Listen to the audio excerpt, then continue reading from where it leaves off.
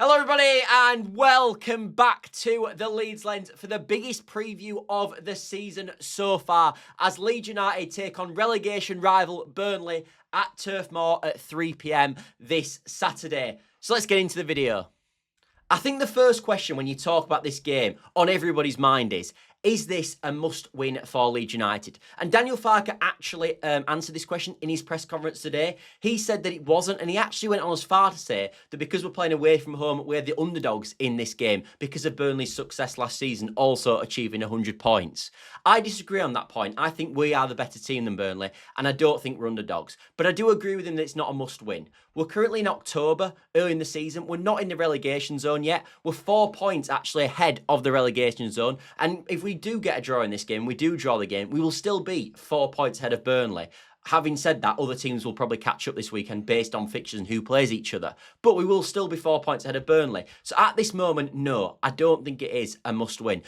So what did we learn from Daniel Farke's press conference today then? And let's start with some injury news. So Gnonto is unfortunately going to be out for this one, having expected to be back, but unfortunately he's had to have a hernia removed over the international break, so he is going to be absent for this game, although he has recovered from his groin injury. Dan James obviously is a long-term absentee, but the update with Dan James, which is positive, is that he will be back sooner than expected, and he's actually been involved in team training this week, but obviously missing for this one. The next update is one that's really annoying me, which is that Noah Okafor looks like he's got an abductor problem and it will be a late decision if he features or not. So he's a bit of a maybe. He might be in the squad, he might not be. And the final thing that Daniel Farke talked about was the goalkeeping situation. I think a lot expected Perri now being back in team training, which he is, to come straight back in the team. But Daniel Farke basically said that there's no chance of that happening. He hasn't played a match for 7 weeks. And when he has been training in recent weeks, it's not been with the full team naturally because people have been away for their international break. So Carl Darlow will start this one. Now let's move on to the actual team selection. So, how will Leeds United line up then? We'll start with Daniel Farke's team that he will pick, in my opinion, and then we'll look at the team I will pick and the changes that I would make. So, let's start with the right back then. I obviously think he will continue with Bogle at right back. I think that's quite obvious. Same with Rodon at right centre back. He will obviously maintain his form, being fantastic recently. He'll feature. Pascal Struijk, I think, will keep his place at left centre-back. He actually talked in his press conference about the fact that he doesn't look a lot to international break games because he feels that actually in them games they play a different system anyway, so he doesn't look massively into that, and I think that was pointing probably at BIJOL, so I don't think BIJOL will play in this one, and I do actually think that will probably mean Struijk keeps his place for a while. Goodmanson will obviously start at left-back, although he's not had a brilliant time from all accounts at Sweden, but I think he will obviously start. Perri will start in the 6, as we know. I think it's obvious as well, Longstaff will start on the right-hand side of midfield in that number 8 role. And then the question is, do you go with Tanaka or do you go with Stack? And I think Stack is obviously a favourite of Daniel Farke. He's talked so glowingly about him. And obviously, the main thing with Stack as well is he didn't go onto this national break. So although Tanaka was going over, playing in Japan, playing in that brilliant game against Brazil where they won 3-2, Stack wasn't doing that. Stack was still back at Thorpe Arch training. So I think because of that, obviously, he'll be more fresh for the game. And I think he will start with Stack in the midfield. We also know, naturally, I think when he's got a chance to go more handbrake on, Daniel Farke tends to go with that. So I think for that reason as well, Stack offers a bit more from a physicality standpoint than Stacker. So I think I'll go with him. Then it's a big one, the left-hand side, because I think Okafor at the moment, as we know, is a doubt for the game. And then you've got Aronson and Harrison that can obviously both play on the left and the right. And then it's basically sort of, for me, who's going to start on this left-hand side? I do think actually Okafor will start the game. I think there's a bit of chess in there. I think he's obviously struggled with abductor problems, but he just said he'll be a doubt for the game. We've seen it before when they've doubts for the game. I remember Ampadu in the Fulham game where he was a doubt and he actually ended up starting in the holding midfield role. So I actually wouldn't be that surprised if Daniel Farke does start with Okafor on the left.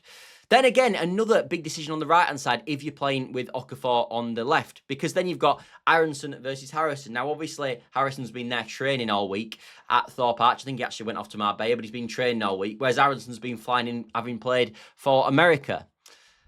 So I'm a bit torn on this one, but my honest feeling is I think he might switch up, and actually I do think he might start Harrison on this right-hand side. I really do. I think he will start Harrison on the right-hand side for this one. I think you'll see with Tanaka him not playing because of obviously international break, and I think we'll see again Harrison start And I think Harrison's been getting closer and closer to starting games. If not, obviously, Okafor misses out. There's a chance, I think, that Harrison plays on this left-hand side. Aronson plays on the right. Let's go grab him. And I think that could be the winger combination if Okafor's unable to play. But I do think, if I was to guess right now, I do think Okafor will start on the left, and I think Harrison will actually start on the right-hand side. And then obviously up front, I think it will obviously be Calvert-Lewin. Thankfully, he's still not picked up an injury. But what changes would I make to this team? Well, I've actually argued, obviously, that Harrison will start, and that's the change I would make. So if Aronson's playing, I would have started Harrison. I actually think I would stick with Stack for this one, just because of, obviously, we know the pressure that flying has on players. Naturally, we all get jet lagged, and I think that will be a problem for Tanaka. So even though I think Tanaka's in our best team at this moment in time, I think Stack for this one particularly is the better player to pick. But the only change I would probably make is I actually would bring BIJOL in centre-back. I think if you've got a time to play him, I think this is the time. I think he's had them 2 games with Slovenia now. I know Farke said it's a different sort of approach, but I think really we've got to find a way to get BIJOL into this starting 11. We've paid this sort of money for him. I think now would be a really good opportunity against the worst attack in the league, in my personal opinion.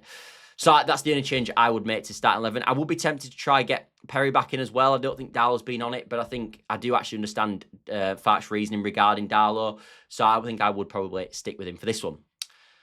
So let's have a quick look at our opposition then and how they're going to line up. So this is the team that I actually expect Scott Parker to pick at the weekend. There is a few question marks in this throughout, naturally, because they have operated between a 4-back system and a 5-back system all year. And the last 2 games, actually, they have gone with a 5-back. But when I look at a game closest to what they're going to play today, it was probably when they played Sunderland at home and got a 2-0 win earlier in the season. And they actually did go with a similar style to this that I've picked today in that sort of 4-back system. So I think that's what they will go with. But if they do go with a 5-back, you could see sort of Josh Laurent come in to a back 3 there and probably Hannibal Mabry come out. But I think the reason they won't do that is this is a game naturally for Burnley that they're going to have to try win. They've only won 1 game all season. They need to get points on the board. So I think going with a defensive 5-back is not what Scott Parker will do. I do think he will actually go with a 4-back. So let's put Hannibal Mabry back in there. So the only other concerns that you could see, I think that's going to be slightly different, is that you could see Florentino come out for Uga Chukwueze. He is now back from suspension and did score against Aston Villa in the most recent game. And also you could see Twanzebe come out for Ekdal in defence as well. Neither of them I do actually think is going to happen, personally, because I think this is his favoured structure, but both of them have played at times, so they could be a question mark. But when I look at Burnley as a whole at this moment, I found something really interesting about them.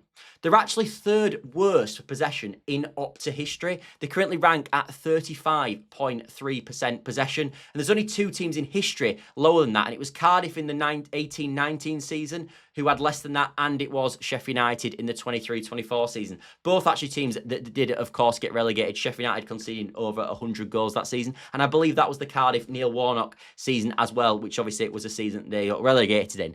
So that is something to bear in mind with Burnley. So I think when you look at how we're going to line up against Leeds United, with Leeds United obviously against Burnley, we are naturally, I think, going to be the team dominating possession. Although what I will say is, obviously, as I said, this is a game that Burnley have to try win. Like, we're saying Leeds United have to win it. Well, actually, Burnley fans will say the same. This is a great opportunity for them to get points on the board. So I do think this will be a game where you would expect them to have a bit more possession than they've had in previous games and not be below that sort of 35.3% that they've averaged so far. Anyway, let's have a look in the next segment at how actually Leeds United can target this Burnley team and sort of where the strengths are for Leeds United and the potential weaknesses are for Burnley.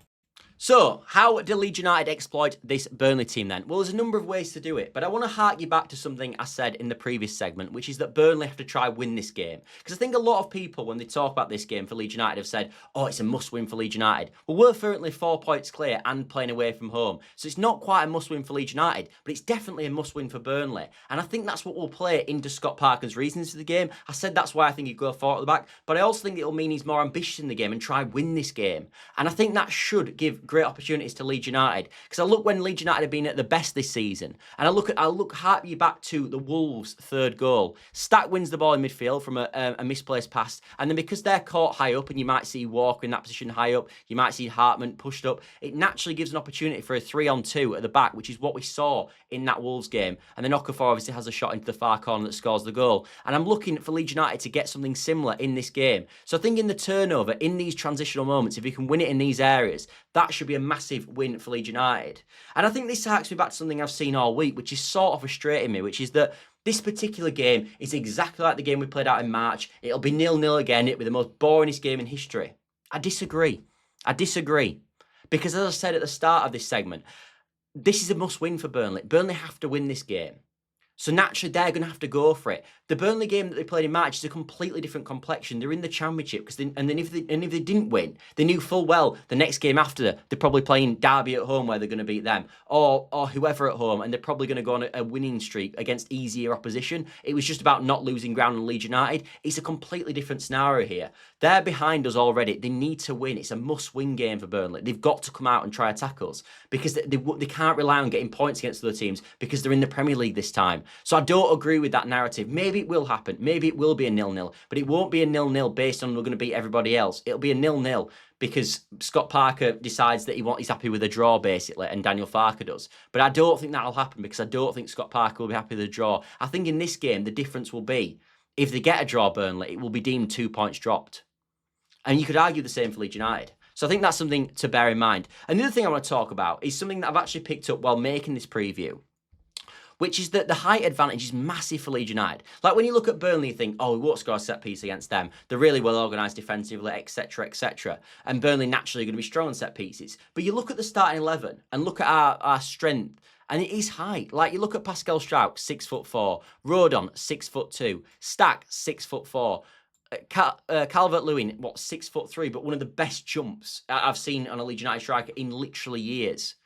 Okafor's not too small either, and we know Longstaff, has, since taking set pieces, has showed that he can provide a really good set piece. And on the flip side, you look at sort of the Burnley setup. Tuanzebe's over 6 foot, but not renowned for being unbelievable in the air. Esteve, again, not renowned for being really good in the air, but over 6 foot. And then they've got Broja up front, who I think will start the game, obviously, up there, because naturally Lyle Foster is injured, so he can't play this game, and Broja will start up front. So they've got 3 players over 6 foot, and I think Florentino and Walker are almost on the cuffs of 6 foot. But I look at this team and look at the matchups. We've got a huge height advantage. Like, if say, Tuanzebe and Esteve are marking our 2 centre-backs, then you've got Calvert-Lewin and Stack, who, all right, Calvert-Lewin might be marked by Broja, but then who's marking Stack at 6'4"? There's nobody else that can do that job. Maybe Walker goes on him, but he's 6 foot. So we should have a height advantage. So I look at set pieces as a real option for Leeds United in this game. And it's something actually Daniel Farke mentioned in his press conference as well. And the final thing I want to pick up for in this game is where Leeds United need to not go wrong and what we've seen in recent weeks. And I want to talk about second halves, because I think one of the things that we've seen from Leeds United in recent weeks has been poor second half performances. Leeds United have scored 7 goals this season. 7 goals. 2 of them have been in the second half. That's it. 5 in the first half, 2 in the second half. Leeds have been really influential between 35 and 45. I think they've already scored 3 goals in that period. And you saw that was when they went off against Wolves as well. But actually in the second half, as I said, 2 goals in the first 7 games. And that moves on to stats as well. I think Leeds United averaged 12.1 shots per game. But in the second halves, and in the last, I think, half an hour, we actually only averaged 3.5, which puts us in the bottom 3. And actually 12 shots puts you in the top 8. So our last few moments, our shooting is just not there. We're not creating chances in the last moments of games. And that is because we're getting too defensive. So if Leeds United do go up in this game, I don't want to see a formation like this in the second half. We don't need to do it. We don't need to go to a really defensive sort of 5-4-1 strategy. We don't need to do that. Keep you playing your way. Keep playing the same regard. And I think we've struggled in every game, and it's been punished in a few games. I look at the Bournemouth at home game as an example. You could even argue the Fulham away game as well. Yes, it worked in the Wolves game, but they did have a lot of balls into the box, which naturally we defended well. But I think that could be a weakness for Leeds United. So I don't want Leeds United to do that this time. I think if we get the opportunity and we get up in the game, continue to dominate the game, dominate the ball. We know this Burnley team, like I said, are not good in possession. Use that to your advantage and play smart football and keep the football. That is what Leeds United need to do. Anyway, let's move on to score predictions.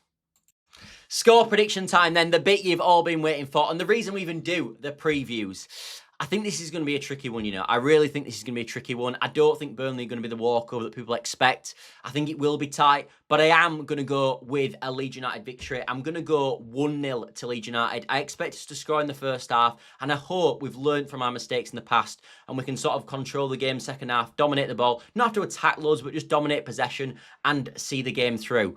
So that's what I'm going to go with. I'm going to go with a 1-0 to Leeds United. I also want to say thank you to Ellen back on Twitter, who's provided provided all the stats in this video. He is fantastic, so definitely drop him a follow. And the final thing I want to say is, if you've reached this point, if you could help the channel by dropping a like, subscribe, all that good stuff, massively helps the channel and boosts it, because I am a small channel. Naturally, every single subscription that I get is massively important, and same with likes as well. So if you could do that, that would be brilliant. But I'll see you tomorrow for my favourite show of the week, which is, of course, the 8 p.m. Friday night show. So I'll see you there for that. See you later, everybody. Bye for now.